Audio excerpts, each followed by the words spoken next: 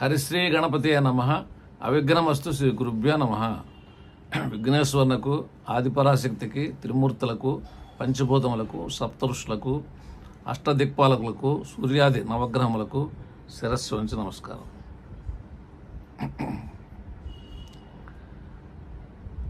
పంచమహాపురుష యోగాలను ఉన్నాయి. పంచమహాపురుష యోగాల్లో కొన్ని యోగాలు ఉన్నా వాళ్ళు ఎందుకు ఆర్థికంగా బలహీనంగా ఉన్నారు, ఎందుకు ట్రబుల్ పడుతున్నారు, ఎందుకు అప్పులు పాలైపోతున్నారు కనుక ఉదాహరణకి ఒక జాతచక్రం మీకు ఎక్స్ప్లెనేషన్ చెప్తున్నాను అనమాట. డిసెంబర్ 15, 1999లో పుట్టాడు ఒక కుర్రాడు. రాత్రి 9:47 పుట్టింది గుంటూరు అనమాట. ఈ అబ్బాయి కర్కాటక లగ్నంలో పుట్టాడు.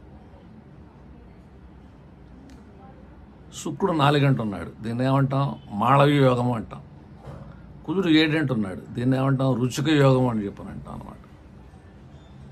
ఇంకా ఇతను పుట్టింది ఎప్పుడు నవంబర్ 15 నుంచి డిసెంబర్ 15. నవంబర్ 15 నుంచి డిసెంబర్ 15 ప్రపంచంలో ఎవరు పుట్టినా తల్లిదండ్రులను బాధ పెడతారు. నెక్స్ట్ లగ్నంలో రాహు ఉన్నాడు. కర్కాటక లగ్నం రాహు మంచిగా చెప్తాం, రాజసమాన జీవితం ఇట్లా చెప్తాం అనమాట. నెక్స్ట్ 10 గురుసేనులు ఉన్నారు. అంటే చతుర్థాన్ని గురువు చూసినా, దశముల గురువు ఉన్న దేవాలయ సంబంధం మంచి చెప్తాం. కానీ ఉన్నది గురుశను, అంటే దశములు నీచబడ్డాడు శని. అంటే ఒక అష్టమాధిపతి అయిన శని దశమం కర్మస్థానం, ఉద్యోగ స్థానం, వ్యాపార స్థానం నీచబడ్డాడు. దశమలు ఎవరున్నారు, షష్టాధిపతి ఉన్నారు. కనుక కుటుంబ స్థానాధిపతి, ధనాధిపతి అయినటువంటి రవి ఏమన్నా వ్యయాధిపతితో కలిసి బుధుడితో కలిసి ఉచ్చకంలో ఉన్నాడు. ఇది కర్కాటక లగ్నం. రాశి వచ్చేసరికి ఏమన్నా కుంభరాశి, నక్షత్రం వచ్చేసరికి పూరాభాద్ర నక్షత్రం అనమాట. పూరాభాద్ర నక్షత్రం 2వ పాదం. అంటే పుట్టినప్పుడు ఏం జరుగుతుంది, దశలు రన్ అవుతున్నాయి, గురుదశ జరుగుతుంది. నెక్స్ట్ ఏం దశలు రన్ అవుతున్నాయి, 2009 నుంచి 2028 దాకా శని దశ జరుగుతుంది. అంటే నీచగ్రహంతో కలిసినటువంటి గురువు షష్టాధిపతి, షష్టభాగ్యాధిపతి, రోగాలు రుణాలు ఇంటి ఓనర్. ఈ శని ఎవరు, అష్టమాధిపతి అనమాట. వాడు నీచపడిపోయాడు. కానీ సప్తమ అష్టమాధిపతి అర్ధ శుభుడు అనమాట. అదే అంటే సప్తమాధిపత్యం ఉంది కాబట్టి కొంత శుభత్వం, బట్ నీచపడ్డాడు గురుశని కలిసి. శుక్రుడు చూసుకుంటున్నారు. ఏమున్నాయి ఇక్కడ, ఆస్తి తగాదాలు ఉన్నాయి. ఇంకా అప్పుడు ఈ గురుశనుల కాంబినేషన్లో భార్యాభర్తల సంబంధ సమస్యలు ఉంటాయి, వర్కర్ ప్రాబ్లమ్స్ ఉంటాయి. ఏ పని చేసినా సక్రమంగా చేయడు. ఎందుకని దశమంలో దశమాధిపతి మళ్ళీ ఉచ్చబట్టాడు. దశమాధిపతి ఎక్కడ ఉచ్చబట్టాడు, సప్తంలో ఉచ్చబట్టాడు. అంటే ఏం పనులు చేస్తాడు, కర్మ చేసే పనులు. సప్తం అంటే భార్య, ప్రేమలు బాగా ప్రేమించడానికి అవకాశాలు ఉన్నాయి. ఈ కుర్రాడు 10 మందిని ప్రేమించాడు. అట్లాగే పెళ్ళిళ్ళు కూడా 2-3 వివాహాలు కూడా జరిగినాయి అనమాట. ఆ తర్వాత ఇక్కడ దశమాధిపతి నీచిపెట్టాడు. అంటే ఇక్కడ పరివర్తన యోగం కూడా ఉందన్నమాట. ఇక్కడ ఏమిటంటే 7-10 అధిపతుల పరివర్తన. ఏడో అధిపతిని శని 10 నీచిపెట్టాడు. 10 అనేటువంటి కుజుడు 7 ఉచ్చపెట్టాడు. దాంతో మనం ఏం చెప్తున్నాం, ఇది మాళవయోగం అని చెప్తున్నాం. అది తర్వాత రుచిక యోగం అని చెప్తున్నాం. ఏ యోగాలు అనేటువంటిది అక్కడ అతి ముఖ్యమైనటువంటిది దశలు అనేటువంటిది. ముందు స్టార్టింగ్ ఎలా వచ్చినాయి చూడండి. గురుదశ, రోగాలు రుణాలు వివాదాలు. శని దశ, దశమంలో ఏ పని చేసినా సక్రమంగా చేయడు.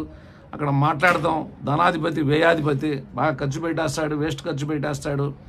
ఇక్కడ ఆస్తులు గ్రహమైనటువంటి శుక్రుడు షష్టాధిపతి, అష్టమాధిపతి చూడబడుతున్నందువల్ల ఆస్తులు అనేటటువంటిది అమ్మాల్సినటువంటి పరిస్థితి వచ్చింది. చాలా బిల్డింగులు కూడా ఉన్నాయి వీళ్ళకి. పుట్టినప్పుడు అమ్మాల్సిన పరిస్థితి వచ్చింది. ఇంకా అదృష్టం బాగుండి ఏదో మెడికల్ బిజినెస్ చేస్తూ వాళ్ళ ఫాదరు ఆయన సంపాదించిన దాని మీద ఈయన కొద్దిగా ఫీడ్ అవుతుంది. ఎందుకని ఇతను యాక్షన్ సరిగా లేదు కదా. దశమంలో శని గురువులు ఉంటే ఎట్లా ఉంటుంది, ఆ వివాహ విషయాలు భార్య అన్ని ప్రాబ్లమ్స్ ఫేస్ చేస్తారు. దశమాధిపతి నుంచి కోపిష్టి భార్య వస్తుంది.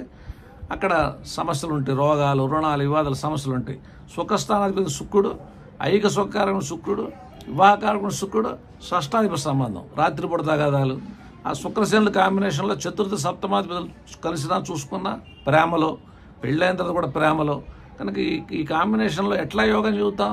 ఒక యోగం చెప్పాలంటే మాట ఎలా ఉన్నది, ఆలోచన ఎలా ఉంది. ఆలోచన ఎక్కడ ఉంది, పంచమాధిపతి సప్తమం, దోషం, భార్య గురించి ఆలోచించాలి, ఇతర స్త్రీల గురించి ఆలోచించాలి, కేతుతో కలిసి విచిత్రంగా. నెక్స్ట్ దశమాధిపతి సప్తమం, చేసే పనులన్నీ కూడా ఆ యొక్క స్త్రీ గురించి, ఆ ప్రేమల గురించి ఆలోచించి అందుకని పెళ్ళిళ్ళని. అంటే ఈ జాతచక్రంలో తల్లిదండ్రులు బాధ పెడుతున్నాడు. నవంబర్ 15 డిసెంబర్ 15 పుట్టినందువల్ల ఆ వాక్స్థానాధిపతి వ్యయాధిపతి కలిసినందువల్ల మాట తోలుతున్నాడు. అక్కడ లగ్నాధిపతి చంద్రుడు ఏమన్నా అష్టమ స్థానంలో ఉండి ఆ ఇంటి ఓనర్ ఏమైనా నిలిచిపెట్టాడు. ఆ చంద్రుడు నవాంశ చక్రంలో మళ్ళీ ఉచ్చ. అక్కడ ఏంది, ఆ సూర్యుడి నుంచి స్వగభాగం అంటే ఎదుగుదల చంద్రుడేను, బట్ ఉన్నది ఆ పూర్వపది నక్షత్రం అష్టమంలో ఉండి ఆ ధనస్థానం చూస్తున్నాడు చంద్రుడు అనమాట. అందువల్ల అష్టమ చంద్రుడు కూడా మనకి అంత మంచిది కాదనమాట. ఆ ఇంటి ఓనర్ నిలిచిపెట్టాడు. అందువల్ల ఎక్కడ మంచి లక్షణాలు ఉన్నాయి, శుక్రుడు 4 ఇంటి ఉన్నందువల్ల ఏంటి, పూర్వీకులు ఆస్తులు ఉన్నాయి, అవి అమ్ముకోవడానికి కొద్దిగా ఉపయోగపడుతున్నాయి. ఆ కుజుడు 7 ఇంటి ఉన్నందువల్ల ఏంటి, ప్రేమలో 10 మందిని ప్రేమించాడు, 2-3 వివాహాలు జరగడానికి అవకాశాలు అనేటువంటివి ఉన్నాయన్నమాట. అది అందువల్ల ఇక్కడ మనకి యోగం మన లేదు. అందువల్ల నేను ఒక హెడ్డింగ్ ఇదివరకు ఒక హెడ్డింగ్ పెట్టా.